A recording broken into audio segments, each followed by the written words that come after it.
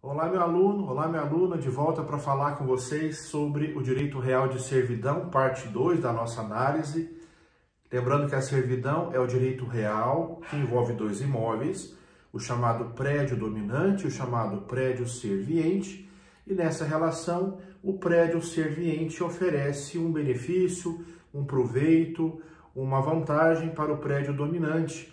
Por exemplo, o prédio serviente suporta a passagem de um aqueduto, aquele tubo de água que vai abastecer, portanto, o prédio dominante, ou então o prédio serviente suportará a passagem de pessoas, a chamada servidão de passagem de trânsito, ou ainda o prédio serviente se submeterá a não fazer uma construção, lembram, acima de uma certa altura, para não comprometer a circulação de ar ou a iluminação do prédio dominante. Tudo isso é servidão, e toda servidão vai derivar de um ato humano, vai derivar de uma manifestação de vontade. É sobre isso que eu falo com vocês agora. Quais são as causas constitutivas da servidão? Para depois fechar a nossa análise vendo as causas que eliminam ou que extinguem uma servidão. Bom, primeira situação, está no nosso roteiro aí, é o negócio jurídico. Eu comentava na aula passada que, de modo essencial, a diferença entre servidão e direito de vizinhança é que o direito de vizinhança tem base legal, já está assegurado pelo Código Civil, e por isso basta ao seu favorecido exigi-lo, constrangendo o vizinho a respeitar esse seu direito. Já a servidão tem base contratual ou tem base negocial, porque a servidão é constituída pela vontade humana. Exatamente essa é a diferença crucial entre, portanto, direito de vizinhança, repito, de base legal, e servidão de base negocial. E como assim base negocial?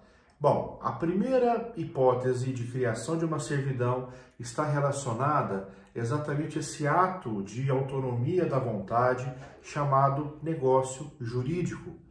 Importante recordar que o negócio jurídico é um ato jurídico lícito, claro, que vai procurar gerar efeitos em conformidade com o sistema legal, mas que tem como traço marcante a liberdade dos negociantes. Os negociantes ali estão autorizados pelo sistema legal a produzirem um contrato, um testamento, produzir esse negócio de modo a atender à sua conveniência, desde que esse negócio jurídico não ofenda, repito, o sistema legal. Pois bem, dentro dessa perspectiva, como se constitui uma servidão? Ela vai se constituir ou por um ato inter vivos ou por um ato causa mortis. Recordando então nesse momento a classificação do negócio jurídico conforme o momento em que é realizado o negócio. Quando o negócio se faz para ter uma eficácia ainda na vida do seu autor, se diz negócio jurídico inter vivos. E o representante direto dele é o contrato, Todo contrato terá efeito pretendidamente na vida ainda do seu autor, Já quando se fala em negócio jurídico causa mortis, significa o contrário. A eficácia pretendida por aquele negócio será verificada só após o falecimento do seu autor. E aí o representante por excelência do negócio causa mortis é o testamento. O testamento como ato de disposição de última vontade, pelo qual então o negociante delibera sobre questões ligadas à transmissão do seu patrimônio para após a sua morte. Quer dizer, eu posso criar uma servidão ou por meio de um contrato ou por meio de um testamento. Contrato e testamento serão, portanto, os negócios jurídicos que produzirão uma servidão. Em ambos os casos, temos aí manifestação da vontade particular, da vontade privada. Como é que isso vai se consubstanciar? Como é que eu vou materializar essas duas manifestações de vontade? Bom, por dois documentos formais essenciais, a escritura pública e o testamento, A escritura pública, formalizando, consagrando aí o ato inter vivos, o contrato por excelência. E por que é importante a escritura? É necessária a escritura? Porque se trata a servidão de um direito real sobre coisa imóvel. Importante também frisar, né? Todo direito real relativo a bem imóvel dependerá para sua formalização válida de uma escritura, um instrumento público, depois registrado no cartório imobiliário. Da mesma maneira, o testamento, também sendo um ato solene de produção da servidão, dependerá na sequência do seu registro no cartório imobiliário. O registro será o ato de criação direta e formal da servidão. Também porque o registro vai conferir a essa servidão a sua publicidade necessária. É bom lembrar que o direito real, seja qual for ele, precisa ter uma eficácia erga omnes, uma eficácia perante toda a coletividade. Ora, como é que se alcança essa eficácia erga omnes? Registrando o documento constitutivo no cartório imobiliário. Quando, por exemplo, algum interessado em certo bem vai consultá-lo para eventualmente comprá-lo, ele vai tomar ciência de que ali existe uma servidão onerando esse bem. Eu comentava na aula passada, quantas vezes uma servidão até diminui o valor do imóvel, porque oferece claras restrições a projetos futuros de construção para aquele comprador.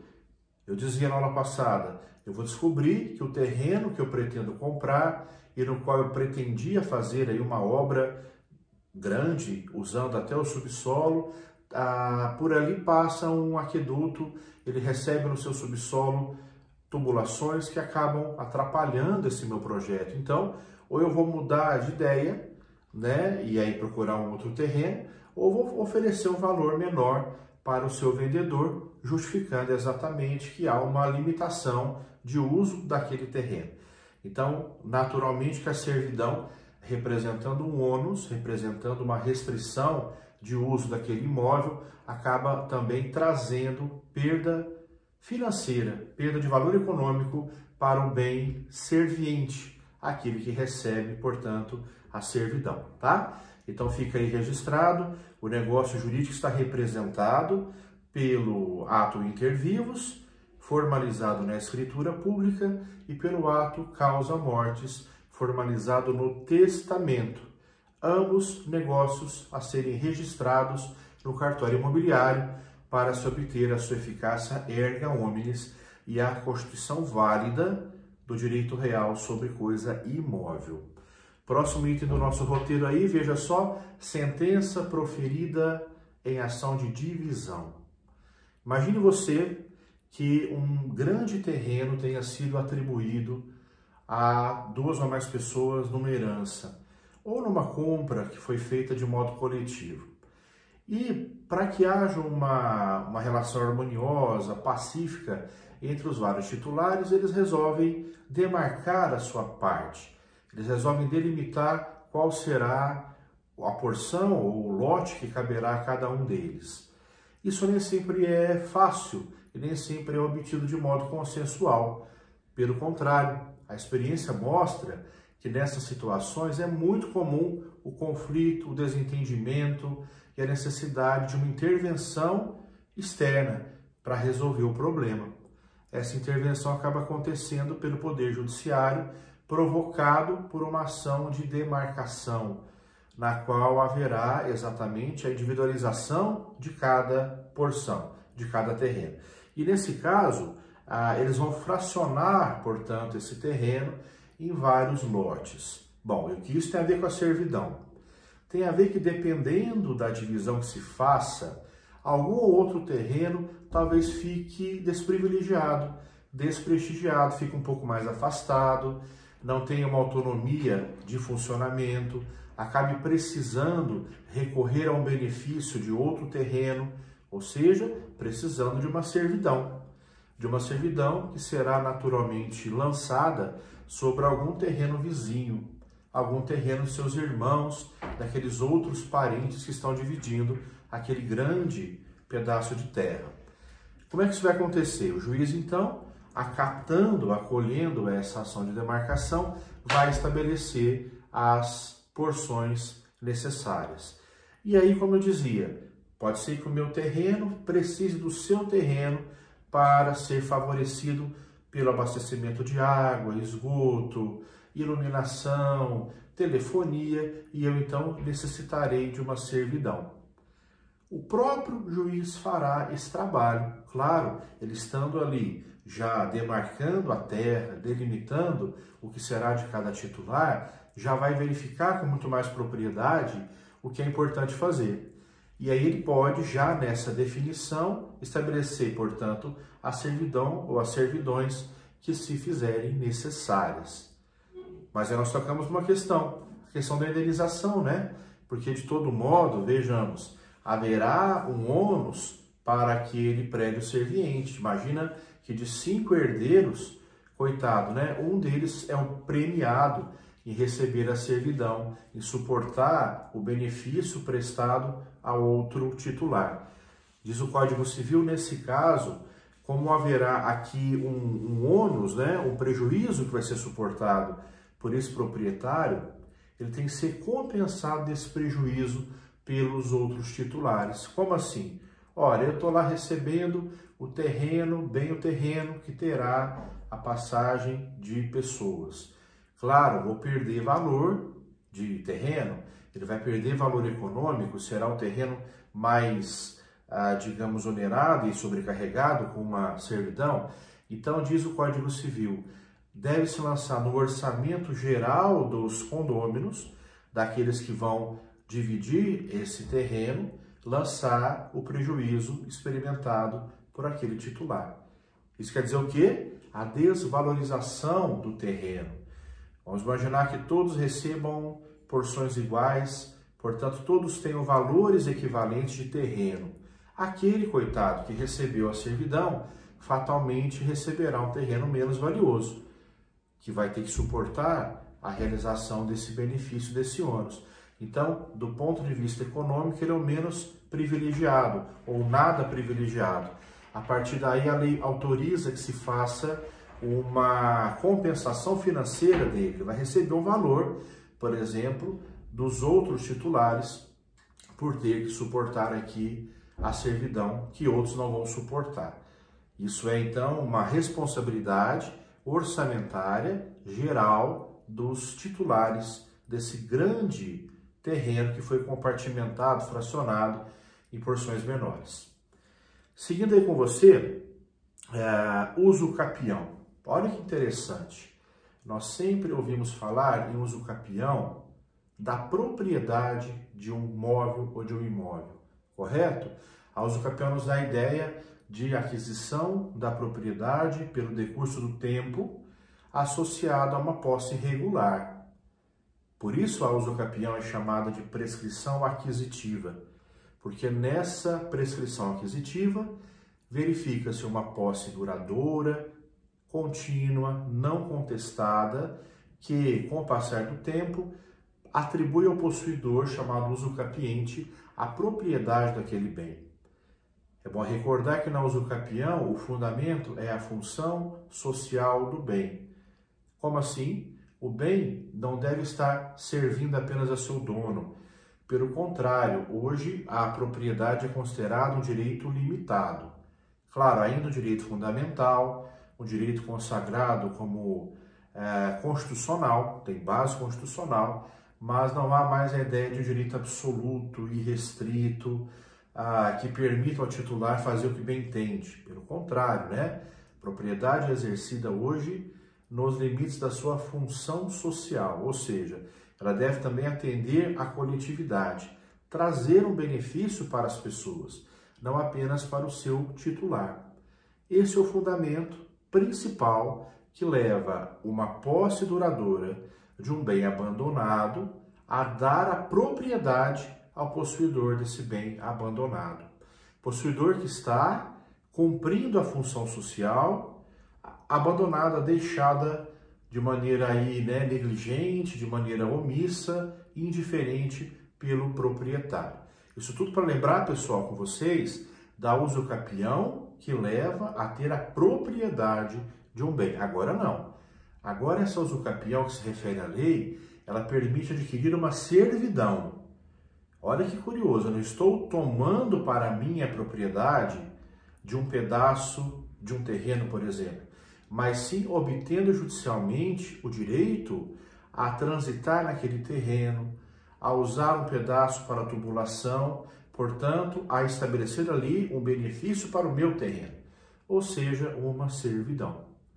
E aí, a servidão, nesse caso, será obtida a partir da posse contínua e incontestada desse trecho de terreno, dessa área, por um prazo de pelo menos 10 anos.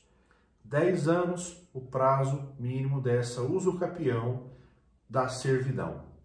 Para tanto, para que haja essa possibilidade da usucapião da servidão com 10 anos, a lei exige que haja justo título. Bom, como é que fica agora essa questão do justo título? Porque justo título, nós aprendemos, é um documento formal que seria capaz de dar a propriedade se não fosse uma irregularidade, um vício que ele apresenta, correto? Agora não é, na verdade, um documento de propriedade. É um documento que possa embasar uma servidão que já existiu e que agora foi extinta. Explico melhor. Imagine você que foi feita uma servidão com base no contrato, como é o seu fundamento mais corriqueiro, e o contrato foi extinto, foi aí abandonado pelas partes, o contrato já não vale mais. Porém, apesar da extinção da servidão, o titular desse direito permaneceu usando, permaneceu aproveitando aquele bem serviente, sem que houvesse nesses 10 anos uma contestação do proprietário daquele pedaço, daquele terreno. Por exemplo, ficou lá um tempo o contrato de servidão, o contrato foi encerrado e, apesar desse encerramento, o usuário da servidão permaneceu fazendo uso dela. E nesse tempo de 10 anos, não encontrou resistência, não encontrou uma tentativa de retomada por parte do proprietário do terreno. Pessoal, esse contrato, mesmo extinto, é um justo título. Veja como faz sentido. Se ele fosse válido, se ele fosse, porque já foi, né? Se ele fosse válido, ele estaria dando para o titular uma servidão perfeita, uma servidão validamente constituída. Mas ele já passou, ele é um contrato encerrado. Mas com base nesse contrato, nesse documento, o usuário permanece cumprindo a servidão. Ele permanece transitando pelo terreno alheio e apoiado nesse documento. Então, esse documento, repito, embora de validade já encerrada, representa um justo título competente, hábil a autorizar a usucapião em 10 anos. Ah, mas se não tiver documento nenhum, nós não aprendemos que lá na usucapião da propriedade, especialmente imóvel, é perfeitamente possível obter a propriedade por usucapião sem documento nenhum, sem qualquer justo título. Isso vale também para a servidão. Só que aí a lei é mais rigorosa. Vai dizer a lei que é possível a usucapião da servidão também por uma posse duradoura, não contestada pelo proprietário, porém agora com prazo mínimo de 20 anos. Atenção, portanto, quando se fala em usucapião de servidão com justo título, 10 anos. Quando não há justo título, 20 anos necessários para a constituição dessa servidão. E não é simplesmente algo que será ali obtido de maneira informal. Pelo contrário, né? Isso vai gerar um processo judicial, o processo de usucapião de servidão, tanto no caso da de 10 anos, quanto no caso da de 20 anos. E esse processo, uma vez deferindo o direito real de servidão, vai gerar uma sentença. Essa sentença, transitada em julgado, será registrada no cartório imobiliário. E aí essa sentença, uma vez registrada no cartório imobiliário, vai atribuir para o usucapiente o direito real de servidão, em caráter erga omnes e em caráter perpétuo. Importante recordar com você que servidão não tem prazo, correto? A servidão, por definição, é o direito real de prazo indefinido, por isso perpétuo. ela vai valendo, ela vai atravessando até gerações, porque ela atende ao bem, ela favorece o próprio prédio dominante. Não é voltada a favorecer a pessoa que circunstancialmente está como dona ou como possuidora, mas o prédio. Então, enquanto o prédio precisar daquela servidão, o prédio dominante, no caso, vai se mantendo esse direito real. Por isso ele é chamado direito real perpétuo, que vai valer até ser extinto por alguma causa prevista em lei, que eu comento ainda na aula de hoje com vocês. No caso, então, para fechar aqui o tema da usucapião, haverá a produção de uma sentença, essa sentença transitada em julgado, registrada no cartório imobiliário competente, e com isso dá para o usucapiente, por decisão judicial, por direito reconhecido em juízo, a servidão permanente daquele terreno, daquela área que foi ali invocada pelo usucapião. E aí veja a curiosidade, a destinação do proprietário também produz uma uma servidão, mas como assim, né? Uma servidão do próprio dono do imóvel? Lembra que eu falava na aula passada que uma exigência para haver servidão é que existam dois imóveis diferentes e que eles pertençam a proprietários diferentes?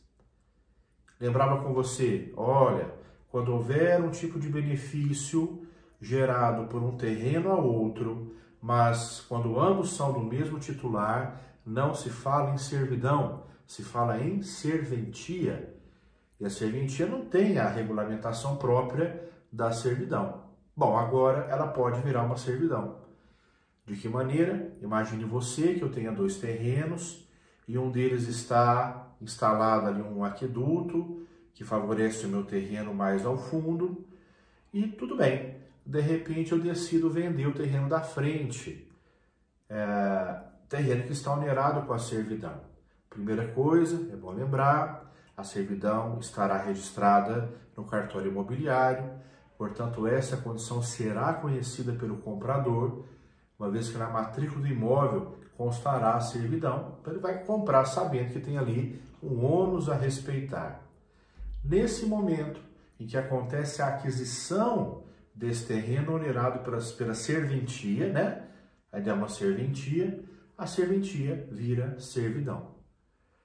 Entende? Porque agora a gente fala que uma destinação do proprietário, o próprio dono dos terrenos envolvidos acaba gerando o direito real de servidão.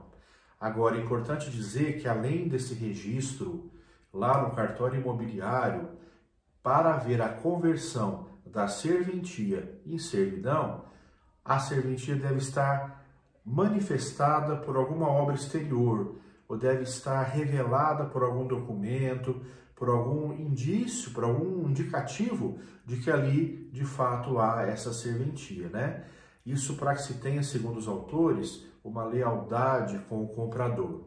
Para que o comprador, já conhecendo o terreno, antes mesmo de conhecer a sua matrícula, já descubra que ali existe uma serventia. Esse ônus que ele terá que suportar se vier a comprar o terreno, tá? Então, veja, não é só a questão, né, de haver ali o registro, mas antecipadamente que a serventia esteja exteriorizada, revelada, indicada por alguma informação de que ali existirá uma servidão a ser respeitada, suportada pelo novo proprietário, tá? Então, resumo desse item aqui, no caso da destinação do proprietário, ele vendendo um terreno onde havia uma serventia constituída por ele, agora passa a ter uma servidão em desfavor do novo proprietário, que deverá suportar esse benefício indefinidamente em favor do antigo proprietário. Com isso eu encerro aí a servidão, né, as causas que constituem uma servidão, e falo com você das ações protetivas ligadas ao tema da servidão. Primeira ação protetiva aí é a ação chamada confessória. Ação confessória. Qual é a sua destinação? Ela é importante quando há uma servidão que está sendo negada, ou que está sendo questionada pelo proprietário do imóvel serviente. Ele não aceita ele acha que é uma servidão que não foi constituída, ela é ilegítima, ela é irregular, e então ele começa a se negar a cumprir a servidão. Diante dessa contestação ou resistência do proprietário serviente, resta ao proprietário dominante buscar as vias judiciais para fazer cumprir o seu direito. Isso ele vai instrumentalizar por meio da chamada ação confessória. Ou seja, o nome é sugestivo, ele procura ali, que por algum elemento objetivo o proprietário serviente não tenha alternativa, a não ser confessar, a não ser reconhecer que existe a servidão.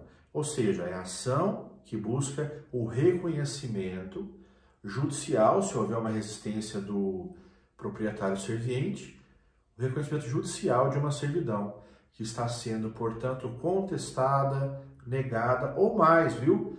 De repente, há um direito do proprietário dominante em ampliar a servidão e expandi-la. Não é que o proprietário serviente está negando, está contestando que exista a servidão. Ele até admite, mas ele não admite o direito do proprietário dominante em ampliá-la. E aí também, segundo a lei, caberá para esse proprietário dominante propor a ação confessória. Então, atenção, é uma ação destinada a reconhecer uma servidão negada pelo proprietário serviente ou a reconhecer o direito de expansão, de ampliação dessa servidão. Direito esse que também está sendo questionado pelo proprietário serviente. Próxima ação cabível aqui é a ação negatória. Agora é o contrário, ó. Na ação negatória, a ação negatória, quem ajuiza é o proprietário serviente. A confessória, quem ajuiza, é o proprietário dominante, porque quer o reconhecimento formal da servidão negada pelo serviente. Agora não. Agora o serviente procura judicialmente caracterizar que não existe servidão, ou que não há direito do dominante em ampliá-la. Então ele vai propor a ação negatória, justificando que é uma exigência abusiva daquele que se diz proprietário dominante, ou então alegando que já não existe mais a servidão, que ela até um dia existiu, mas que ela foi encerrada, enfim, apresentando como justificativa que não há mais servidão a ser invocada ou a ser ponderada aqui em benefício daquele proprietário dominante, tá? A ação de manutenção e reintegração de posse. Olha que curioso. Nessa relação entre dois proprietários, o dominante e o serviente, talvez seja necessário recorrer às chamadas ações repressivas típicas de proteção possessória. Ações de manutenção de posse e de reintegração de posse. Sempre bom lembrar que a ação de manutenção de posse combate a turbação e a ação de reintegração de posse afasta o esbulho. Turbação vem a ser toda a conduta de embaraço ao exercício possessório. Ou, pior ainda, uma conduta de tentar tirar a posse do titular. Enquanto a ação de reintegração de posse combate o esbulho, e o esbulho é a perda completa e consumada da posse. Pois bem, quando isso vai aparecer na relação dominante e serviente? Por exemplo, quando houver uma perturbação do proprietário dominante pelo proprietário serviente. Ele começa, a atrapalhar a posse do outro proprietário, ou ele tenta invadir o terreno do outro, ou até invade o terreno, já configurando o esbulho, enfim. Quando houver entre eles alguma conduta de atacar a posse do outro, de perturbar pelo menos essa posse alheia, isso já justifica manutenção de posse, se for turbação, ou reintegração de posse, se for esbulho. Agora, uma curiosidade.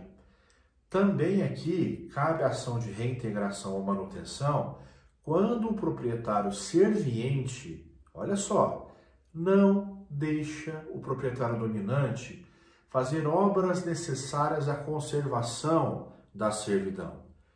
A servidão está lá precisando de uma reforma, de uma intervenção, para não, enfim, deteriorar completamente.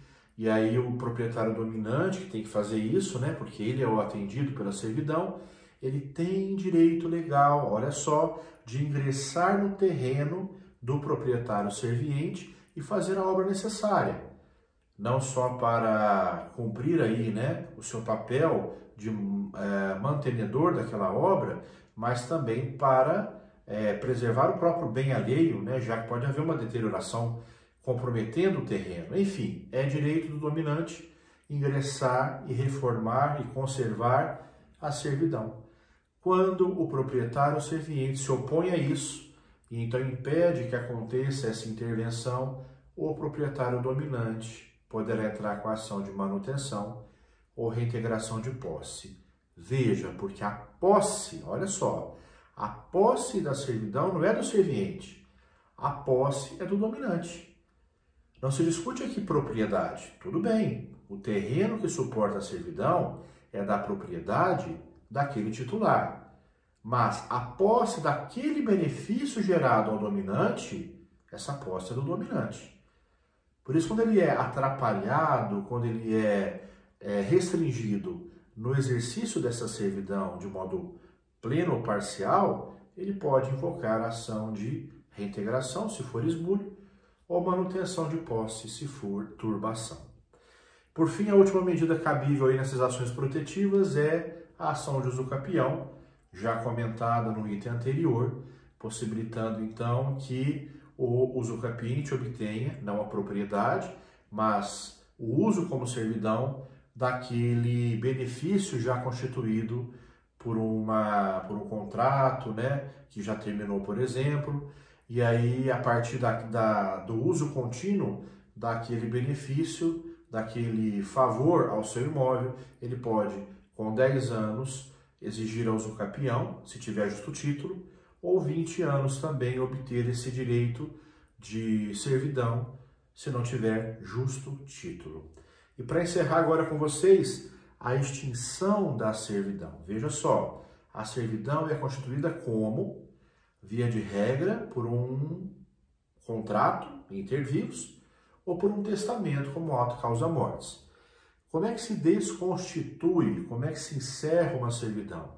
A partir de uma ação própria. Então, embora, repito, eu possa gerar uma servidão no cartório, e esse é o mais comum de acontecer, eu não posso encerrar no cartório, porque a servidão foi constituída de modo permanente, de modo duradouro, e é então necessário que o Poder Judiciário intervenha nessa questão para verificar a procedência das alegações pelas quais se pretende encerrar aquela servidão.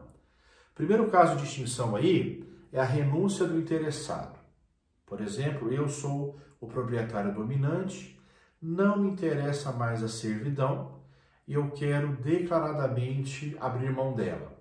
Não quero mais que seja ali onerado o terreno do meu vizinho com a minha servidão. Além dessa servidão, né, que é de modo expresso, declarado, ela pode ser também uma renúncia tácita. De que maneira? Quando o proprietário dominante, ele permite que o serviente faça obras incompatíveis com a servidão. Por exemplo, é uma servidão de passagem, é uma servidão de trânsito de pessoas. Só que não está interessando mais ao proprietário dominante, porque ele conseguiu uma passagem melhor, enfim, porque talvez a outra alternativa tenha aparecido para ele, né? Não interessa mais. E aí o que acontece? Embora não declarando a renúncia, o proprietário serviente faz uma obra bloqueando a passagem. E o dominante não se importa.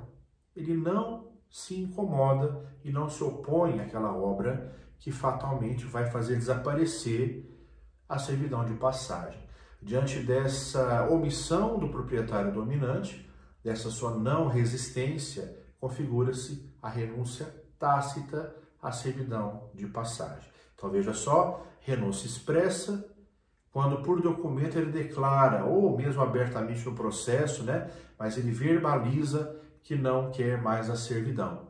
Renúncia tácita, quando ele permite obras do serviente obras incompatíveis com a preservação da servidão. Próxima possibilidade é a cessação da sua utilidade, que é mais ou menos a situação anterior, né? Então, o serviente demonstra que não faz sentido mais para o dominante manter aquela servidão. Ele conseguiu uma alternativa a favorecer o seu terreno. Então, o serviente, na ação própria de extinção da servidão, vai demonstrar que acabou a utilidade, o proveito daquela servidão para o proprietário dominante. Uma figura curiosa chamada resgate. O que é resgate? Só por contrato, só por documento expresso, o resgate será possível. Uma prerrogativa que é assegurada para o proprietário serviente de, em algum momento, ou até certo prazo, ou após um certo período, ele resgatar a servidão. O que é? Ele encerrar por vontade unilateral. É raro acontecer, mas, por exemplo, eu posso dizer, olha, você vai me dar a servidão de passagem no seu terreno por 10 anos, e aí mínimos, 10 anos pelo menos. A partir dos 10 anos encerrados, você pode resgatar a servidão a qualquer momento. Se você não tiver mais interesse nela, de repente eu estou até pagando por essa servidão, é a chamada servidão onerosa, né? E aí, mais com 10 anos para frente, você, proprietário serviente, fica livre para ou manter a servidão ou extingui-la, ou encerrá-la, tá? Isso é o resgate, a prerrogativa dada ao serviente de encerrar a servidão quando lhe convier, quando for aí interessante para ele, tá? Também se fala aqui na reunião dos dois prédios. Como é que se chama essa figura, hein? Quando duas situações jurídicas se englobam, se envolvem. Confusão. Opera essa chamada confusão. Como assim? Quando os dois prédios, dominante e serviente, passam a ter o mesmo dono, passam a ter o mesmo proprietário. Nós não vimos que uma condição fundamental para a servidão é que os imóveis envolvidos pertençam a donos diferentes? Nesse caso, quando os dois passam a ser da mesma pessoa, opera-se a confusão. E aí não se fala mais em servidão, se fala em serventia, correto? Porque agora o terreno que presta favor a outro, ambos pertencem ao mesmo dono. O que era servidão passa a ser serventia. Também a eliminação de obras de servidão a partir de um contrato. Por exemplo, o serviente realiza obras no seu terreno, essas obras comprometem a servidão e por um documento, né, o dominante permite essas obras, ele autoriza que essas obras aconteçam no terreno serviente, mesmo que sejam obras comprometendo a servidão. Então, por um documento escrito, repito, há uma permissão de obras naquele terreno serviente, levando assim à extinção natural da servidão. Por fim, perde-se a servidão pelo seu não uso no prazo de 10 anos. Então, aqui também voltamos a ter a questão temporal interferindo no tema da servidão, mas aqui não é para constituir uma servidão, é para encerrar uma servidão. Por exemplo, o serviente ali demonstra, por meio dessa ação competente, que o dominante já não faz uso mais da servidão por mais de 10 anos contínuos. A partir daí, então, ele requer a extinção da servidão pela sua não utilização pelo prazo que a lei prevê. Com isso, eu encerro, então, com você o tema da servidão. Próxima aula falo do mais importante direito real sobre coisa alheia, que é o direito real de usufruto. Muito obrigado, gente. Até a próxima. Até lá.